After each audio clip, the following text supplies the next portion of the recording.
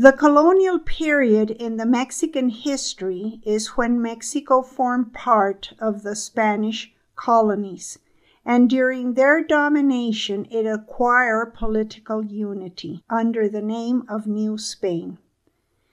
This period started after the fall of Tenochtitlan and continued for 3 more centuries.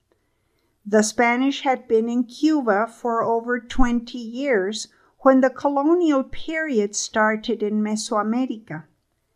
In their interest to expand their domains, expeditions came, one after the other, until Hernán Cortés culminated the conquest as mentioned before. From 1522 to 1525, there was an intensive political activity to organize the government. They named encomenderos, who were obliged to keep a military alertness so there would be no loss of their victories and alliances. They established lordships among the conquerors, who had the capacity of collecting taxes and issuing laws. However, they would govern on their own, not having a head to control them. A central government was installed as the sole representative of the Castilian crown. They created a document making Spain the legitimate successor of the empire of Moctezuma to appease the natives. The conquerors decided to rebuild the destroyed and defeated city of Mexico and erected it as the capital of the conquered country, building on top of the different pyramids buildings for the government that they were organizing, such as tax administration, justice administration, and a government palace, the most important matters for the crown. All this was causing a very difficult and conflictive relationship among the Spanish, competing fiercely among each other for the best positions within the government and the encomiendas, large parcels of land. Unfortunately, the good judgment of many was shorn by greed, irresponsibility, and violence, and the conquest project was about to collapse. The intervention of the crown came to the rescue, establishing a court of justice with the right of ruling the country. The crown undertook the conquest of western Mesoamerica with more violent methods than those of Cortés. They baptized the conquest as the Kingdom of Nueva Galicia, which is now Guadalajara. The arrival of the church, who sent friars to evangelize the natives, helped to stabilize the country, but at the same time they also brought other conflictive elements. In 1535, the figure with most authority was a viceroy, who was a representative of the king himself. Only nobles were appointed. The complex process of organizing a government and consolidating the conquest was affected by an epidemic of measles brought by the Spanish.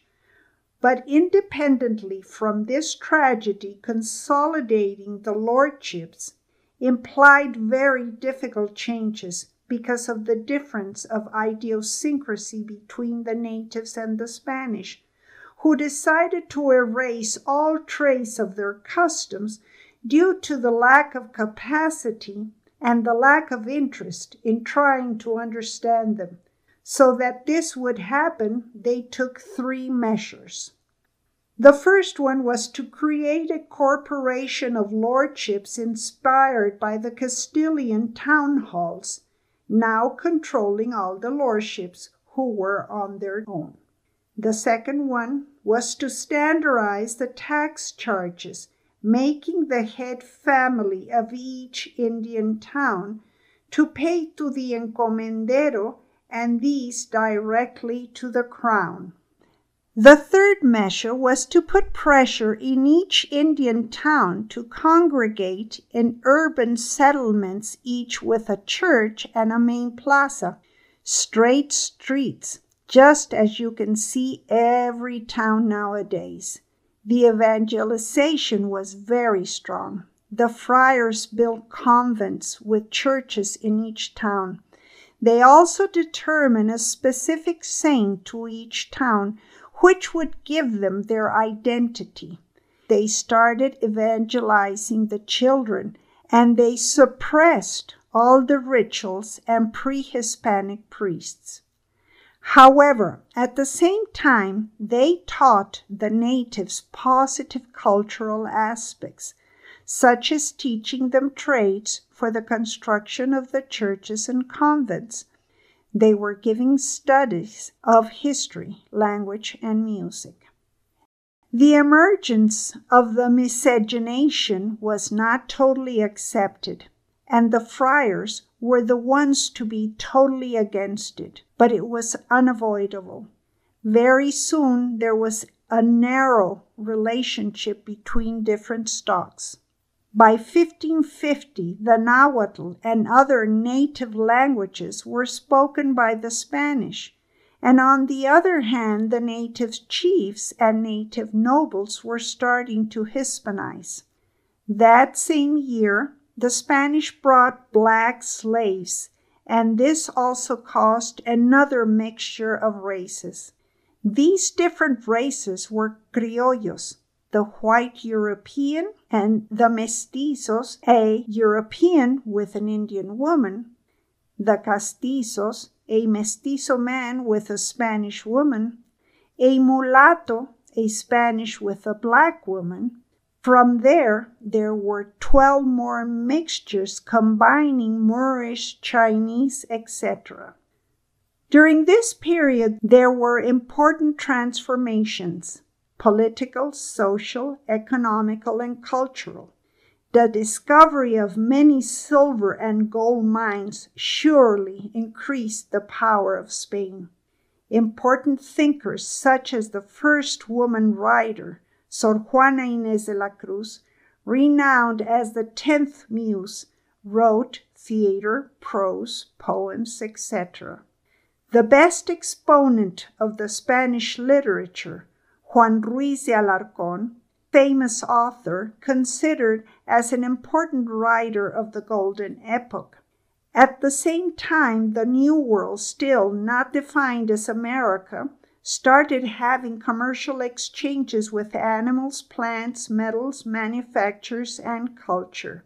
The introduction of cattle raising was an important change in the Mesoamerican panorama. In 1780, the wood cutting for building the Spanish Navy caused an environmental change.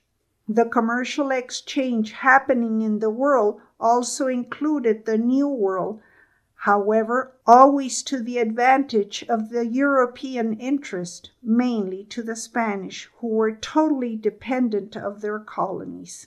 By that time, the church had gained a strong power, becoming owner of many properties, which were acquired by loans against them, and finally becoming the owners, as well as many donations from very Catholic and conservative families.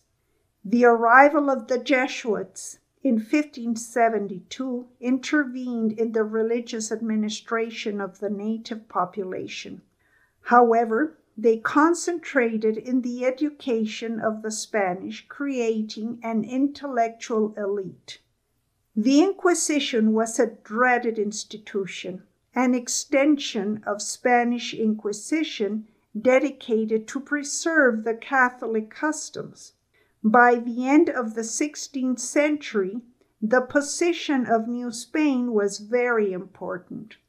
The production of silver was spread all over the world, but ultimately it was helping to cover the tremendous debts that Spain had, not even taking advantage and creating for them a strong industrial development. The silver of New Spain was already coined, and the coins were circulating all over the world, even in China. Our Mexican coins were used as their currency. New Spain had a flourishing period and was reaping the fruit of the sown. The defeat of the invincible Spanish Armada was putting an end to the imperial hegemony. The crown knew that in spite of its authority, it lacked effective means to reinforce it. They did not have an army nor a loyal bureaucracy who would impose laws to the different officials, encomenderos, town halls, friar, and inquisition, each of them striving to get the most of money, gold and silver. The political structures that the crown had established did not have a strong authority to move the threads of politics. The competition between the viceroys, the town halls, the encomenderos, the church fragmented the authority. The situation started slipping from their hands. There was one important event that happened, the apparition of the Virgin of Guadalupe. A big temple was built, and up to date she is the most venerated in all Mexico, Central and South America. This helped the population to endure their hardships. By the end of the 18th century, the dynastic change of Spain from the Habsburg dynasty passed to the Bourbon dynasty, the same as in France. King Philip V, grandson of Louis XIV, became the king. All this caused a commotion in Spain. However, no changes happened at the beginning in New Spain, but in later years it started to be noticed. The consolidation of a national identity was fundamental to the Creoles and the mestizos. Important Mexican thinkers started planting the idea of the great Aztec nation, the land of Anahuac, and the legitimate Mexican empire. Now there was only one more step to determine our nationality as Mexicans and not of the new Spain. Loving Mexico thanks you for being with us today. Be sure to subscribe and leave a comment. Continue watching our videos and enjoy loving Mexico.